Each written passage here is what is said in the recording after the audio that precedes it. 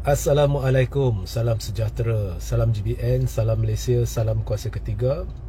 So, seperti biasa, jika audio jelas, tolong maklumkan, share ramai-ramai sebab ada shadow ban secara luas dilakukan terhadap mereka yang dikira bukan dari blok kerajaan, dan juga sertai Telegram saya, Regi Jesse Rita Udin.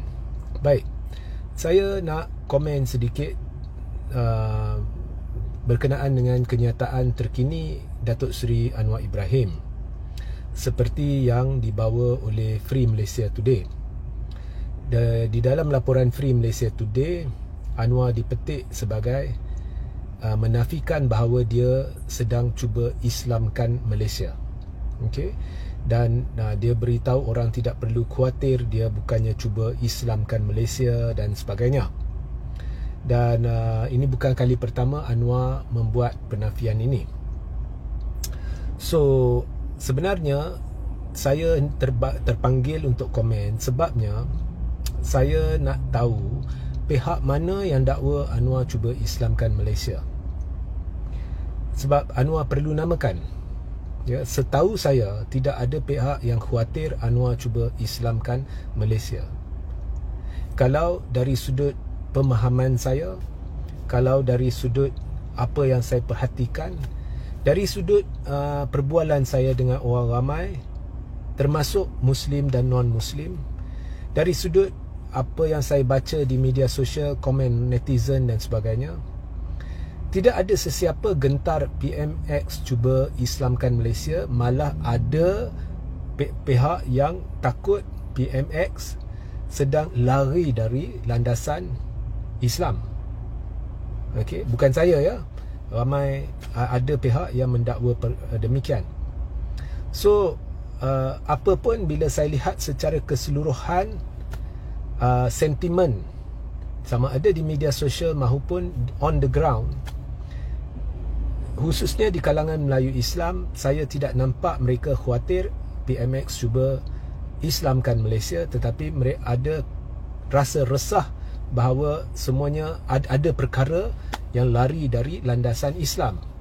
Okay, so itu adalah pemerhatian saya dan itu yang saya dapat rasakan, dan that is the atmosphere dalam mana kita duduk.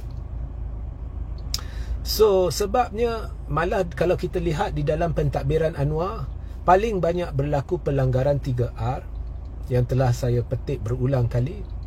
Kerajaan dilihat berat sebelah, dilihat menghukum dan zalim terhadap pembangkang kerana 3R ni paling banyak pelanggaran dia oleh DAP. Kata-kata beracun, resis, bersempadankan Islamofobia, bersifat anti-Melayu, anti-Muslim telah dikeluarkan, dilafazkan dalam 11 bulan ni oleh Lim Guan Eng, Lim Kit Siang. Ya, Lim Kit Siang berhubung gelombang hijau, Lim Guan Eng lagi beracun, lagi pedas. Ya, kemudian pentas Anthony Locke masa kempen pilihan raya, ada orang Cina yang keluarkan kata-kata yang cukup menghina Islam. Dia kata parti itu memang yang kita fikir kepotong kemaluan, kita fikir parti itu, dan macam-macam lagi lah kenyataan yang resis tetapi sentiasa dituding jari kat orang lain. So, bila kita lihat kenyataan-kenyataan ini, ia bersifat bukan Islam, dan bila kerajaan tidak melakukan apa-apa, lebih-lebih lagi kerajaan yang dipimpin oleh seorang Melayu Islam, maka ada kekhawatiran lah, ada asas bahawa ia sudah lari dari landasan Islam. So, saya terpanggil untuk membuat live ini kerana saya hendak bertanya kepada PM, pihak mana yang khawatir yang PM maksudkan. Kita nak tahu, adakah ianya DAP, adakah ianya pihak mana? Sebab kalau ianya DAP, saya khawatir ini hanyalah satu permainan. Saya khawatir sebab mereka cuba hendak membuat menimbulkan persepsi bahawa Anwar ni memang cuba Islamkan Malaysia. Sebab sekarang ni timbul banyak isu yang membimbangkan Melayu Islam berhubung dengan pendirian Anwar, berhubung hal-hal berkaitan atau rapat kepada agama. Tidak semestinya hal-hal agama, tapi rapat kepada agama, rapat kepada pendirian, pegangan orang-orang Melayu Islam. Contohnya isu Palestin.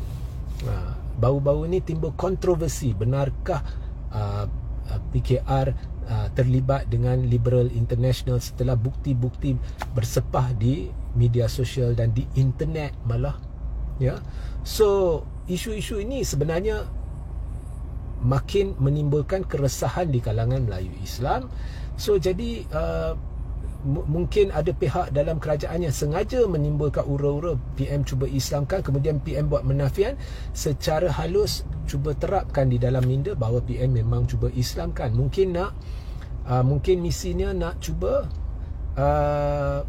ubah persepsi rakyat Melayu Islam terhadap PM. Tapi setahu saya tidak ada sesiapa resah PM cuba Islamkan Malaysia, ya. Malah PM perlu tegur DAP bahawa negara ini negara Islam, kerana kita ada undang-undang syariah, kita ada dual system of law, kita ada institusi-institusi yang berkaitan dengan orang Islam dan agama Islam.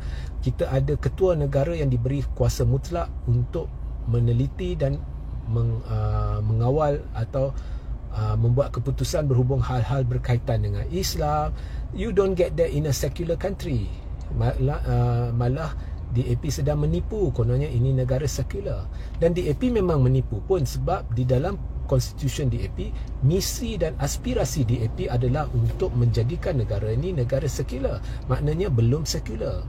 So benda-benda macam ni, kalau benar Anwar cuba Islamkan Malaysia, seharusnya bila kontroversi ni timbul, Anwar lah yang paling utama bersuara memperbetulkan persepsi palsu kononnya ini adalah negara sekular. So sekali lagi saya ulang, tidak ada sesiapa yang saya tahu yang khuatir Anwar cuba Islamkan Malaysia. Kekhawatiran yang ada adalah mungkin negara ini makin lari dari landasan keislamannya. So itu sedikit sebanyak komen saya lah. Sehingga kita berjumpa di lain masa. Assalamualaikum, salam sejahtera, salam GBN, salam Malaysia, salam kuasa ketiga.